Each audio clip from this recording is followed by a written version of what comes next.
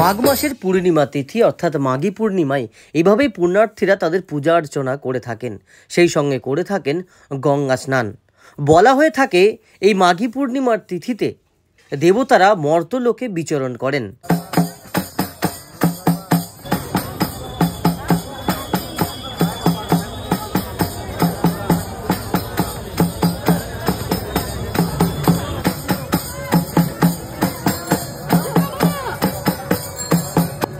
Civil ডিফেন্সের টিমের সঙ্গে স্পিড বোটে করে গঙ্গার বিভিন্ন ঘাটে পুণ্যার্থীদের ভিড় দেখলাম।